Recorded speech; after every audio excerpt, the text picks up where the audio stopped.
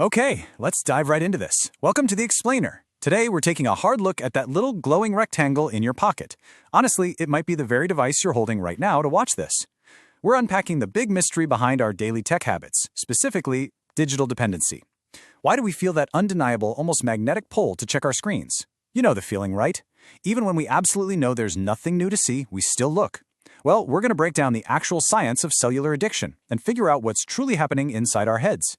Get ready for this, because here is a seriously bold, explosive claim straight from our source material.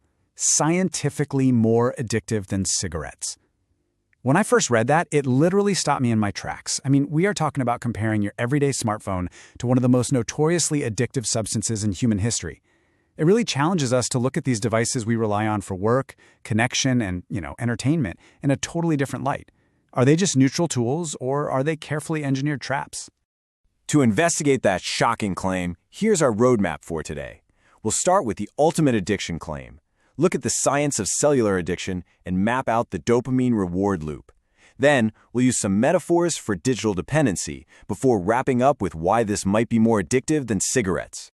Section 1. The ultimate addiction claim. A bold comparison. So, let's contrast these two wildly different things. Think about cigarettes for a second. Nicotine creates a profound physical chemical dependency in the body, but its usage is inherently intermittent. You smoke, you finish it, and then you have a natural stopping point before you start waiting for the next one. Now think about your phone. It's not a chemical dependency in that same external way. It's a psychological one. But the absolute game changer here, constant proximity. Your phone is with you when you wake up, when you eat, when you work, and when you go to sleep. The physical barrier to engaging with this habit is practically zero. And that unbroken 24/7 access, it completely changes the dynamic of how a habit forms and really takes hold of your life. Section 2. Science of cellular addiction, the underlying science. Okay, so here's our working definition. Cellular addiction, or digital dependency, is a highly compulsive psychological reliance on mobile devices, driven by complex neurological reward mechanisms in the brain. I want you to notice the keywords there: compulsive, reliance, and neurological. This goes way beyond just, having a bad habit or lacking a bit of willpower. Your brain is reacting exactly as it's supposed to when faced with precisely engineered stimuli. We are anchoring this explainer in pure scientific reality. Your device is quite literally hacking your brain's natural reward system. Section 3. The dopamine reward loop, the engine of habit. Let's break down how this builds into a rapid, continuous cycle. Step 1 is the trigger. A buzz, a ping, a little red badge. Your brain gets that tiny alert. Step 2, the action. You reach into your pocket, you unlock the screen. Step 3 is the variable reward. Now this is the crucial dopamine hit. Did you get an email from your boss, a like on your photo, or is it just spam? You never quite know what you're going to get, and that uncertainty actually spikes your dopamine levels higher than if the reward was totally predictable. Then step 4, investment. Because you got that hit, you keep going. You scroll down the feed, you refresh the page. Swipe, scroll, refresh, repeat. Trigger, action, reward, investment. Over and over, faster and faster, wiring your brain to constantly seek out that next microdose of dopamine. Section 4. Metaphors for digital dependency. Visualizing the trap. Think about the very last time your screen lit up. What did you feel? Just a little jolt of anticipation, right?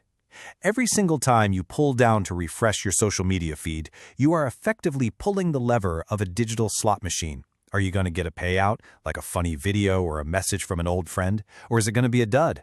It's the exact same psychology that keeps gamblers glued to casino seats for hours on end. Intermittent, variable, unpredictable rewards are quite literally the most powerful behavioral driver known to science. The app designers know this for sure, and they've successfully put a slot machine right there in your pocket. And let's elaborate on a second metaphor while we're at it.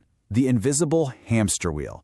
You see that dopamine reward loop we just mapped out? It doesn't actually have an off switch. Back in the day, media had natural stopping cues. A newspaper article ended at the bottom of the page. A TV show rolled its credits. But today's digital platforms, they use infinite scroll. You are essentially the hamster running on the wheel, constantly seeking a satisfying endpoint that is explicitly designed by engineers to never, ever arrive. The dopamine keeps you running and running, but you're never actually getting anywhere. Section 5. More addictive than cigarettes, the final verdict. So let's look at the stark differences between these two habits. First up, accessibility. Cigarettes require you to go to a store, buy a pack, and step outside for a dedicated break. Smartphones? They're just sitting in your pocket 24/7. Then there's social friction. Smoking is banned almost everywhere indoors today, and it carries a pretty high social stigma. But checking your phone, zero friction.